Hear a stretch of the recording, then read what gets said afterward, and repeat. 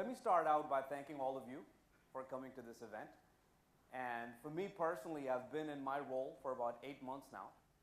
And it's been very clear to me that the aspirations that we have as a business, as a division inside of IBM, are not going to be met unless we are very aligned with all of you, with partners.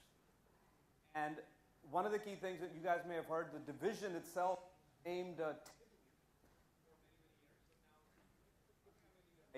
and so we're not picking up a little bit. So we renamed the division to Cloud and Smarter Infrastructure. Those are the capabilities we're really putting a lot of time and energy in, and I'd love to take you through our strategies, our capabilities, and where we're all going.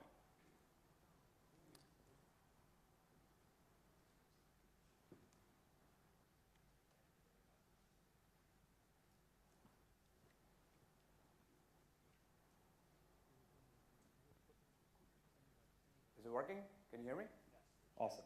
Thank you. Okay. So let's start a little bit as to why is IBM talking so much about, I think this is also going. Can you hear me? Okay. Let's see how long we can make this thing go. Otherwise, I'm just going to start screaming, and you people in the back will have to come in the front, and we'll make it intimate and cozy. But so right now, when you look at all the investments that not only IBM but others are making, right, and analytics and what have you, why? Why now? One of the ways I like to think about it is if you look at the transistor, right, that's the building block of this digital age that we all live in. By some measures, today there are 1 billion transistors out there per human. There's like 30 billion RFID tags. Everything is getting connected. Everything is getting instrumented. And what that means is that if you've got assets, right, your physical assets are getting instrumented. People are putting RFIDs in packages. If you're a pharmaceutical company, you want to care about counterfeiting. People are putting it in natural resources. They're putting it in streams so you can start to predict flooding. You're putting it in traffic signals. So all these RFIDs and sensors are all over the world, really, and generating so much data that if analyzed can help you drive better business outcomes.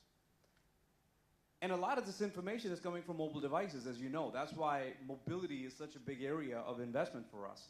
But what this also means is people's behaviors are changing. People are using mobile devices to do things that before they weren't. We'll talk more about it. So all of this, at the end of the day, is creating this massive amount of data that I'm sure you heard about. But if you can start separating the signal from the noise and start finding that needle in the haystack, you can create significant economic value. The way we see it, systems of record, right? These are the IT systems that all of us have built over decades. They're not going away. One of the things you got to be careful of is when something new comes along, we have a tendency to say, hey, you know what? That's where everything is going. But we've sort of seen how this movie plays out, right? I mean, I know for me, when I started out as a developer, I did everything in Unix. And people at that in early 90s thought maybe mainframes were dead. Well, guess what? They're not. We shipped more MIPS on the mainframe in fourth quarter last year than ever before. So what happens is when something new comes along, the old doesn't go away. We live in a heterogeneous world. Those systems of record that people have installed are still going to be absolutely critical. And systems of engagement, this is where a lot of new investments are going as well, because a lot of companies are now saying, in fact, we did a survey with CEOs, 9 out of 10 CEOs are saying that getting closer to customers is the #1 way they're going to achieve their strategic objectives over the next several years. So when you start thinking of getting closer to your customers, you have to start thinking mobile first, because those are the devices they're using all the time. And you have to think of fundamentally different type of applications and workloads that you need to develop. But they all have to interact at some point with systems of record. So one of the key reasons, and you know, one of the things that I hope to achieve in the next 45, 50 minutes with all of you is convince you, if you're not already convinced, that partnering with IBM is the right thing to do over the next several years. Because we're going to make all the investments that's going to help both of us do well in the marketplace. And one of the reasons I'm here is also to learn from you as to what else could I do as general manager for a couple $1 billion division to be a better partner for you. So one of the key ways that I believe IBM adds a lot of value is providing that integration between these systems of engagement and systems of record. On one hand, you have data and transactional integrity. That's what drives those developments, and then smarter assets and mobile devices on the other side. And we'll get into more detail here. But at the core of it is what we call smarter infrastructure. People used to think of infrastructure as data centers, where you've got compute, storage, networking. You got to optimize all of that. But more and more, infrastructure is now becoming, mobile devices outside your data center. Some of the workloads may be in a public cloud. Some of the software that you may write may be sitting in an automobile or nuclear power plant. So infrastructure, the definition of infrastructure is really expanding, and the reason we call it smarter is because we're leveraging analytics across all of that, and we'll get into more detail there. Now, you see all this opportunity, right? So if I talk about the systems of record that people have, the classic data centers, if you will, what companies are saying is, let me optimize what I have so I can free up those resources to invest in systems of engagement. Because one of the big challenges, as all of you know, is IT departments are under a lot of pressure. Their budgets haven't increased. They're being asked to do more with less. The demands from line of business are increasing. So one of the key objectives that we have is working with the CIOs and IT shops, get more efficiency, get more operational efficiency, so we can take some of those savings, if you will, and invest in innovation. And you'll hear that message over and over again. But one of the key things we're seeing is as all this pressure is coming to be more responsive to customers and drive innovation faster, a lot of companies are not getting it done. They're really struggling. There are delays, whether it's in development, whether it's deployment. There are delays because our clients are still dealing with a heterogeneous environment and a lot of complexity.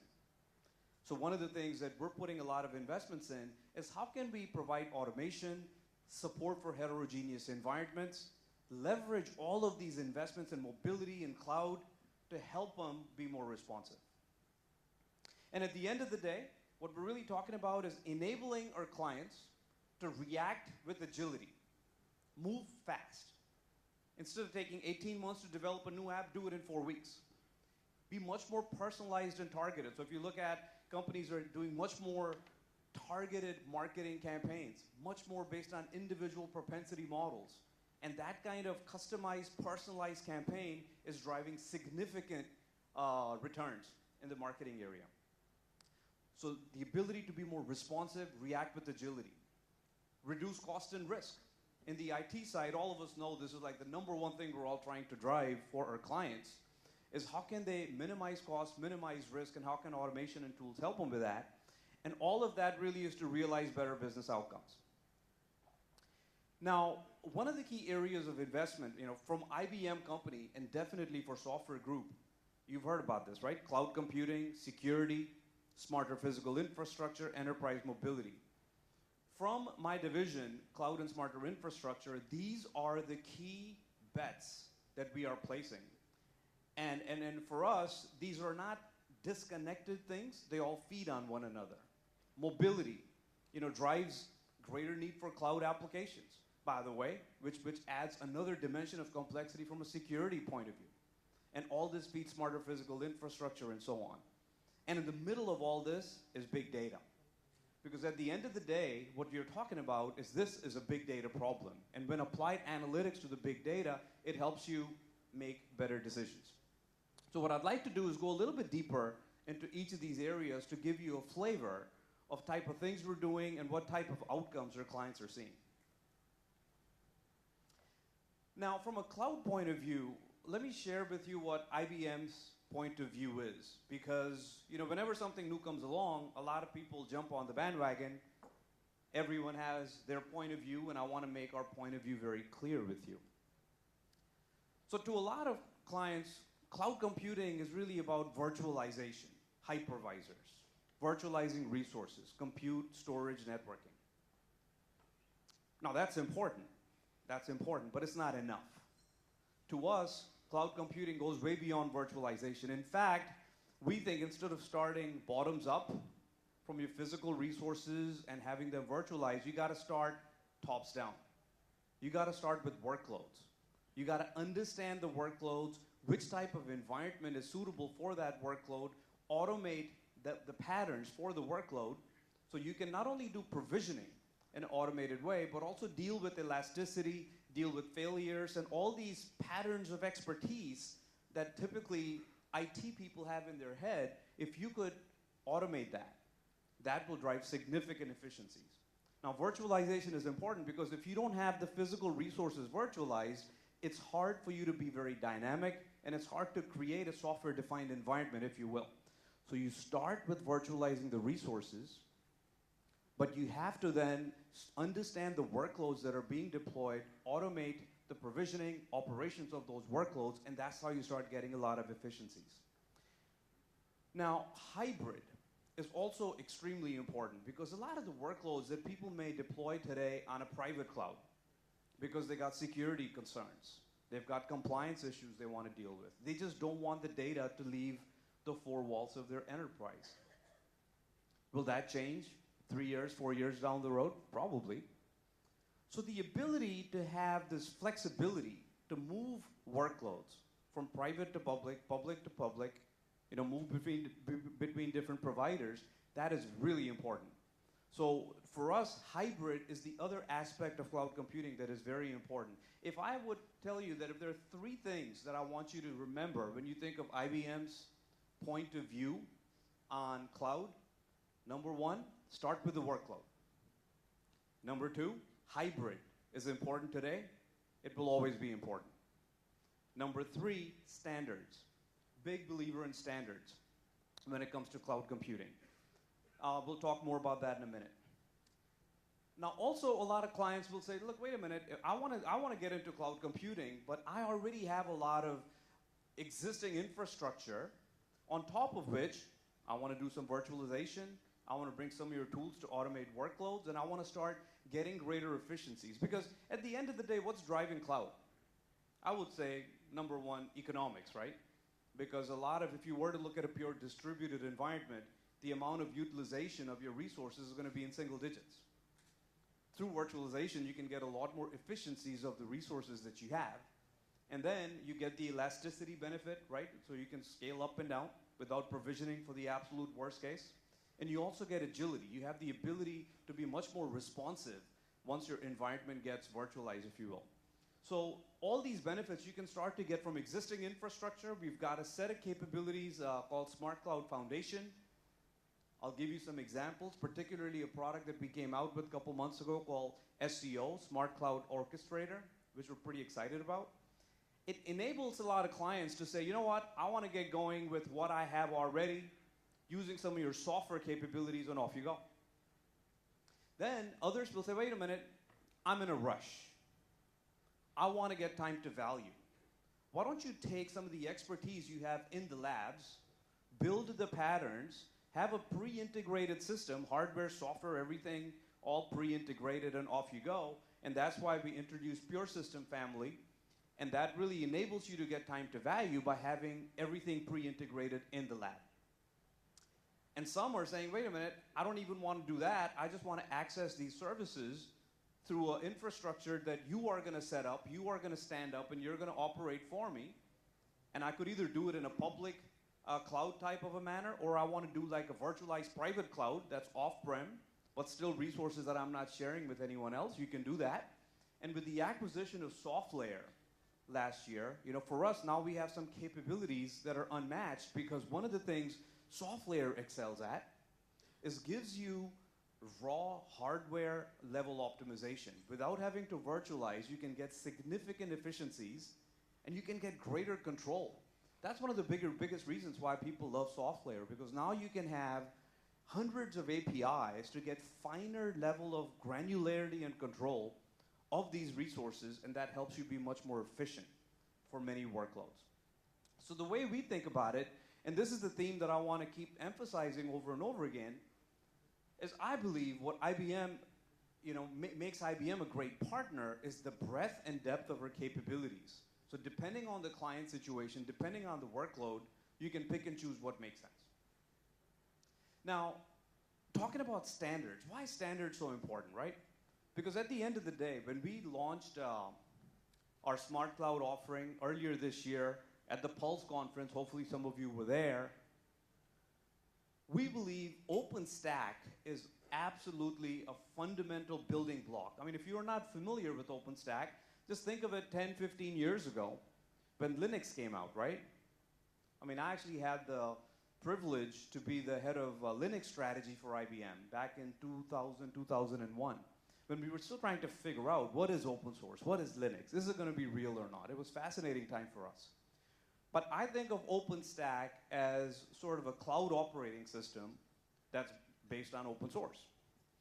It has the ability for you, for clients, to pick and choose the hypervisor that makes sense, because, okay, so there's VMware everywhere, but it's not the only hypervisor, right? On the mainframe, we have VM, which is like the ideal or the ultimate hypervisor, if you will. When I started back in IBM in '92, I remember talking to Guru back in Poughkeepsie. I was writing Unix code on top of VM. It was great. I mean, that's the first time I really saw what virtualization was, and it just blew me away. So there's different types of hypervisors. There's Hyper-V, there's KVM. OpenStack gives you the ability to use different hypervisors. We think that's really important. And also when you talk about moving workloads between different environments, OpenStack helps you do that. So that's a standard that we really believe in very much. But then, when you get into automating workloads, there are de facto standards out there like Chef. There's like 1,000 cookbooks with all these administrators who are codifying the knowledge in their minds that people can pick and choose in order to introduce that into their environment. And that's the automation that drives efficiencies, that enables IT folks to do more with less. We support that. There's also an emerging standard, Tosca, that also enables you to codify workloads that you want to automate. Big believers in that as well. So a lot of these standards, and the other one is linked data. So think about linked data as the ability to take legacy data that you may have, but providing access to that.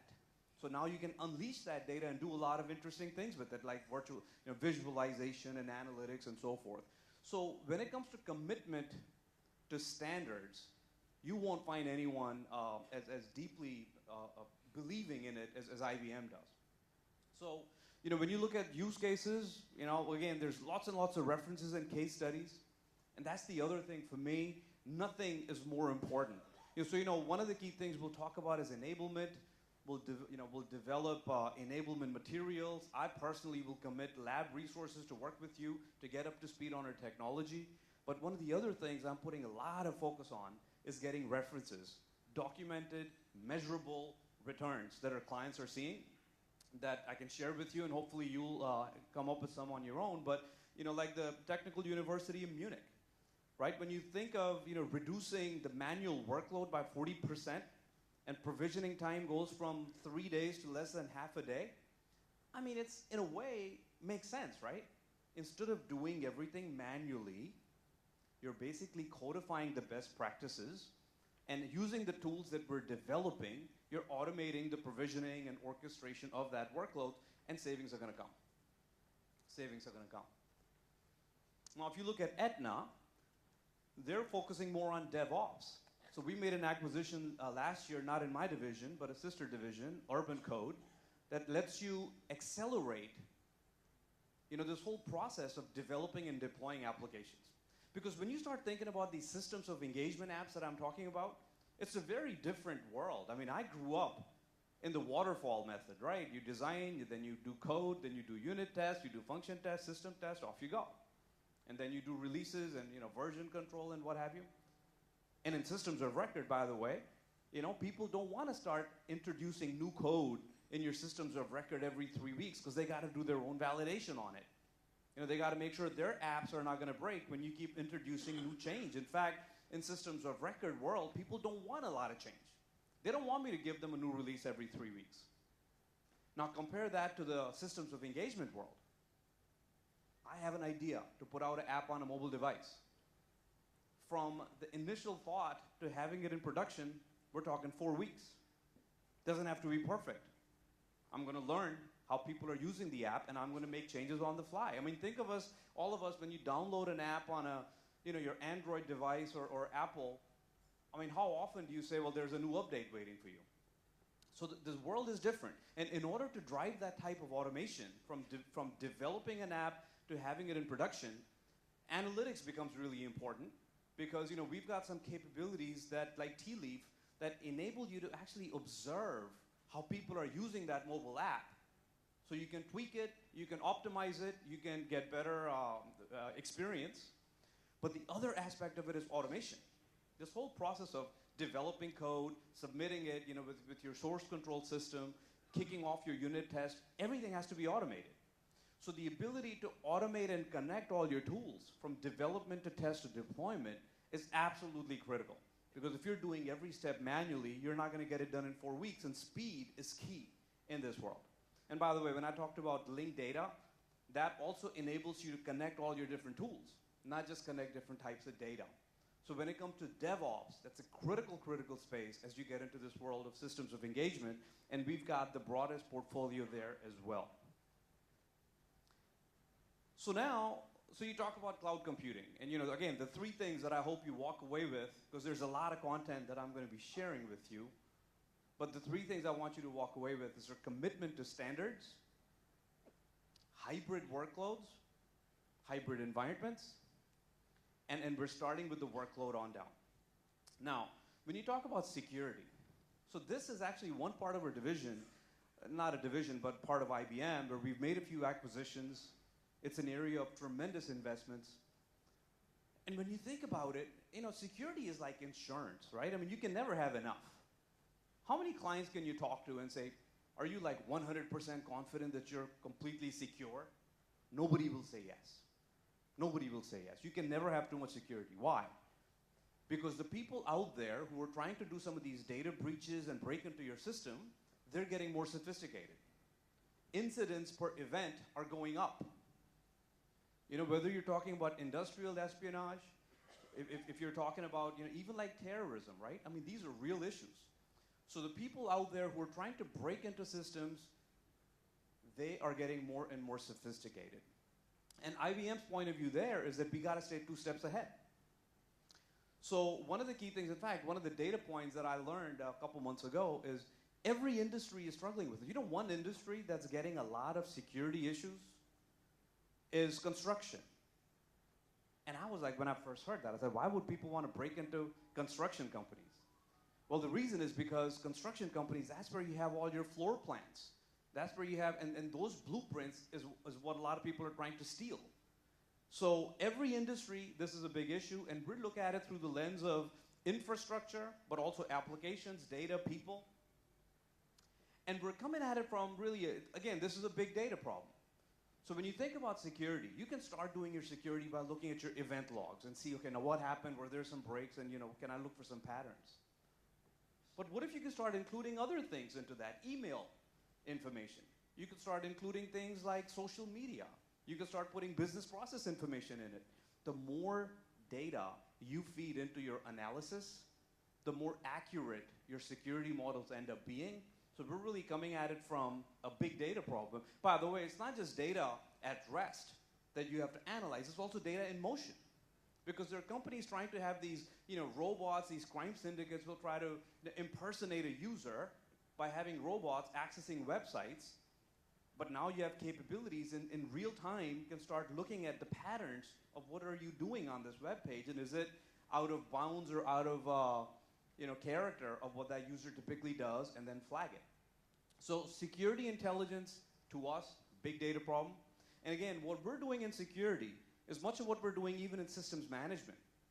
Leverage the investments IBM has made in analytics and apply them to these domains to drive better outcomes. Then you get into this world of mobile and cloud. That brings security to a whole new level.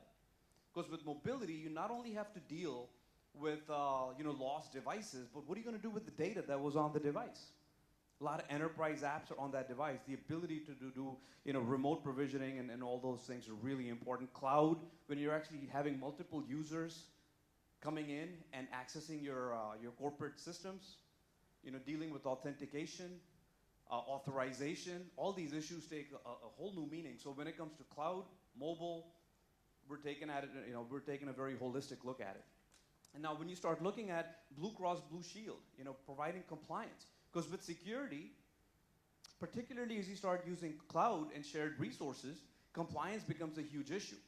So you need to make sure you have full compliance there. Governments, more and more, are digitizing their services. And a lot of that personal data, again, needs to be protected and secured. So this, you start to see then how security, cloud, mobility all start to come together, like what I talked about before. Now, when you start getting into smarter physical infrastructure, right? Because infrastructure is no longer your data center.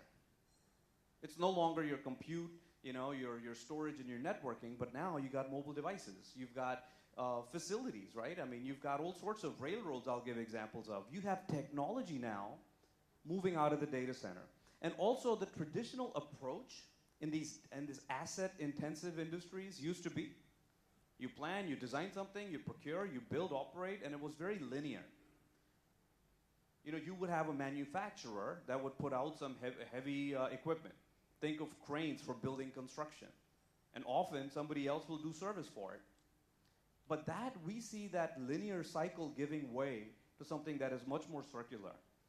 When you design, you operate, you optimize in a holistic kind of way. In other words, when you're developing some asset, you're going to embed it right out of the gate with information that when analyzed will help you do a better job of managing that asset. I'll give some examples there. And by the way, this goes way beyond, right, the data center like I talked about. Now it goes into facilities and real estate, transportation and fleet, linear assets, right? We talk about all these asset-intensive industries are ripe for this type of a system. And one of the reasons why, when we get into this asset management space, we desperately need to partner.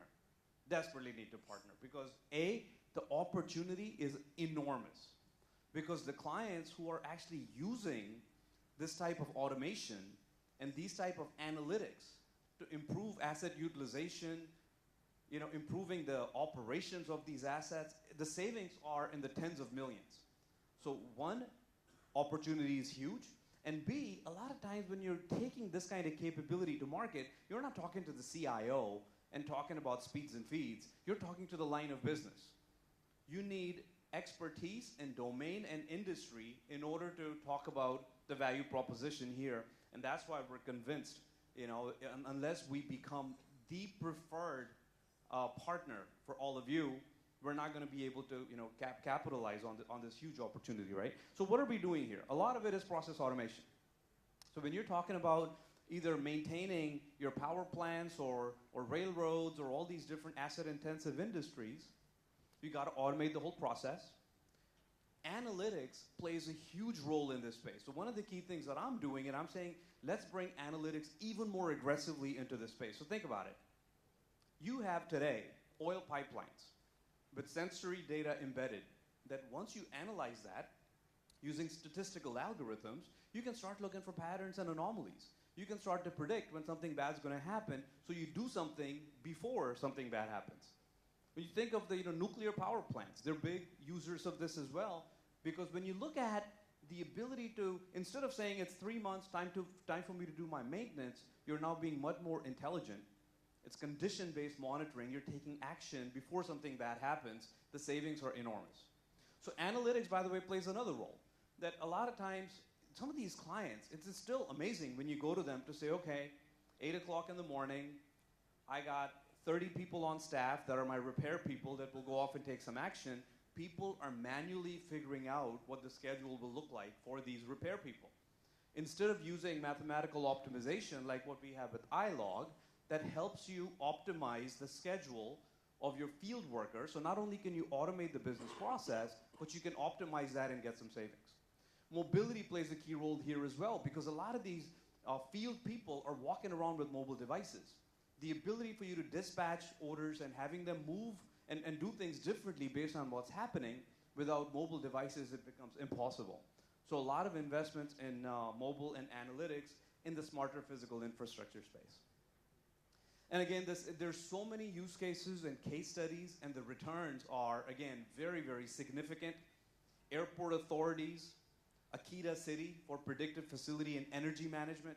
I mean, energy is a huge area where there's a lot of applicability of this. Lots and lots of references. In the interest of time, I'm not going to get into a lot of detail, but I really do hope that you take some time getting up to speed on it. Now, mobility, this whole notion of bring your own device. This is not a trend that's even being debated anymore. It is here. It's real. 77% of CIOs allowing staff to use personal mobile devices. The trend is here, so how do you deal with it? And the other thing is, look at the number on below. 25 plus mobile applications in the next 2 years, CIOs expect to deploy. So mobility is an internal issue because you've got people coming in with their own devices that you now need to make sure have the security and all the right compliance. But also a lot of the clients, the customers, are now using mobile devices to do transactions and all these other things. So companies are also having to deal with developing applications that can run on a variety of mobile devices. Now, in this space, we announced mobile first. So IBM has been making investments in this space for a while. 10 plus acquisitions, couple hundred patents, 1,000 plus engagements. And one of the things we're looking at from a mobile space, and again, looking at it very holistically. Clearly, there's this whole opportunity for services. A lot of companies are still saying, how do I get started? What do I need to do? I see that as opportunity for all of us in the room. We get into management. How do you manage all these devices that I have? How can I do automatic provisioning? How do I deal with security and compliance? Analytics, again, we talked about quite a bit because at the end of the day, if the applications you're developing, you need to then tweak and get instant feedback on how the applications are being used and consumed, and then in real time start optimizing the layout of your application is absolutely key. So we've got capabilities there. An application development platform that we acquired called Worklight that helps you develop your application once and deploy it on a variety of devices. That's a key capability. And again, the application and industry orientation on top of this is absolutely critical. So from a mobile point of view, the approach we have is very integrated. In helping our clients accelerate, the deployment time so they can deploy applications and patches, reducing the help desk costs, doing this with less infrastructure. I'll give an example of that in a minute. But again, taking a very holistic view of mobility. If you look at Centerbeam, the thing that I like about this use case that I think is just pay attention to the second bullet. 20,000 endpoints across 49 countries and 6 continents, a 10x increase with just one engineer. One engineer is managing all of that. Again, the key to that is automation. There's an acquisition we made a couple years, 3 years ago called BigFix that's got a very lightweight infrastructure that's agent-based that actually helps you think of it as more distributed computing for a lot of your mobile device management and having your software installed on it. So instead of having everything come back to the server, the intelligence is there at the device.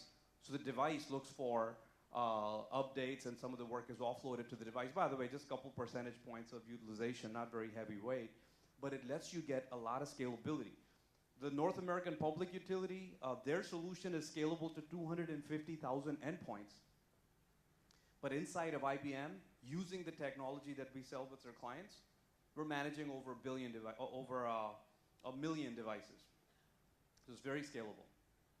Then at the end of the day, all of these things come down to big data analytics, right? And the reason I really bring us back to analytics is because at the end of the day, those of you who are partnering with us but are wondering, okay, should I increase my investments even more? Just keep in mind that at least my strategy as the general manager of this Cloud and Smarter Infrastructure division, and what I tell my team is we are going to leverage all the capabilities that IBM has outside my division. We've made over $16 billion of acquisitions in the analytics space. Whether you start from managing the data at rest or data in motion, whether it's dealing with structured or unstructured data, because you need different types of analytics. Structured data, you'll do more your statistical data mining type algorithms, or you'll do your classic, OLAP for business intelligence workloads. But for unstructured data, it's a different world. There you need to do text analytics and natural language processing. We've got capabilities across the board, dealing with structured, unstructured data, data at rest, data in motion with InfoSphere streams. You have the ability to do a lot of these analytics in real time, because some of this data you don't want to even save. And we're also making investments in industry and domains expertise, right? So risk analytics, for instance. acquisitions there. For marketing, we've got analytics, both for web analytics and also for marketing automation. So there's a wealth of capabilities we have inside of IBM in the analytics world, and we are bringing that into the IT space and also in the asset-intensive, smarter physical infrastructure space. So when I look at operational analytics, like how can we leverage all these capabilities into the IT space, for instance? So you think about those of you who are familiar with the IBM Tivoli portfolio. We've got products on the mainframe, Omegamon. We've got products in distributed computing, Omnibus. We've got Netcool for network management and event management. We have thousands of clients today that are generating terabytes of data. Events, alerts, logs, you name it. One of the key things we've started to do is saying, you know what, instead of just presenting a lot of this data, and again, we do a lot of event correlation, and one of the key reasons why people like the portfolio that we have today is we can do a lot of correlations of data and look for patterns and whatnot. But we are taking that to a whole new level by taking capabilities from the broader IBM's analytic portfolio. So whether you're talking about streams or SPSS for predictive, to iLog for optimization, Ray for visualization, basically every capability inside of IBM is fair game for us to bring into our world of managing IT assets. And really there's three types of things that you got to do. Search, predict, optimize. So the world is moving from reactive to proactive. So instead of waiting for something bad to happen and then quickly doing root cause analysis, we're moving to a world where you're going to predict when something's going to happen and take action before it does. Now, one could argue that purely from an IT point of view, what's a big deal? Because I got high availability. If something fails, I do failover. What's a big deal? But if you start talking to the line of business person that has a mission-critical application that they can't afford to have down even for like 30 seconds, it changes the game altogether. The savings there are enormous. I mean, just go to a trading desk, and you find out if the trader, if their system goes down, they're ready to like beat the heck out of IT people with keyboards, right? I mean, they're intense. Their system can't go down. So when you start looking at predicting failures before they happen, taking action is really important. But despite the best capabilities and analytics you can have, you will have failures. Then the ability to have searching not only of your logs, but also all sorts of events in order to come to root cause quickly is another area of investment for us. And third is optimize. Okay, so you found out something happened. Well, what do you do about it? What do you do about it? So think of it as predict, search, optimize across all the data that we're getting from not just IT systems, but the smarter physical infrastructure. And then having flexible consumption models. So not only can you acquire this on-prem, but also SaaS. These are the areas we're putting a lot of investments in. And the way we've structured the division, and this is one of the changes I made 8 months ago when I came into the division, is that, look, we really have, in my division, 6 segments. 3 of them we're calling growth segments, and 3 of them we're calling core segments. And core segments, as you can think of, are your System Z. It's a huge business for us and very, very important. You've got the distributed environment. Think of it as classic systems and network management. This is your classic Tivoli portfolio over the last decade or so. And storage, another very important capability, because if you start thinking about everything we're talking about with big data analytics, the data is not slowing down. You have to know what type of data makes sense to back up on what type of device for compliance reasons and for operational efficiencies. Storage management is going to continue to grow, and we're putting a lot of investments there. And from a growth area, we've got cloud that we talked about, the endpoint management mobility I gave examples of, and smarter physical infrastructure, which we also talked about, but it's really made up. So and there's been several acquisitions that we've done. Maximo Tririga fit into the smarter physical infrastructure. Big Fix fits into the endpoint management and mobility. And I would like to finish my presentation by giving a couple of examples of the type of capabilities we're investing in across these 6 segments. Some we've sort of talked about and others we haven't. In fact, if I look at across each of these segments, there are some specific areas we're putting a lot of investments in. Number 1, analytics. Because historically, we've managed tons and tons of data.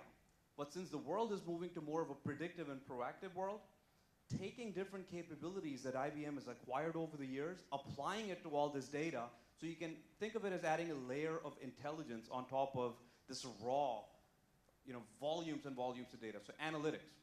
Number two, design. One of the key areas IBM is putting significant investments in is shifting our focus away from tool centricity to user centricity. Who's using the tool?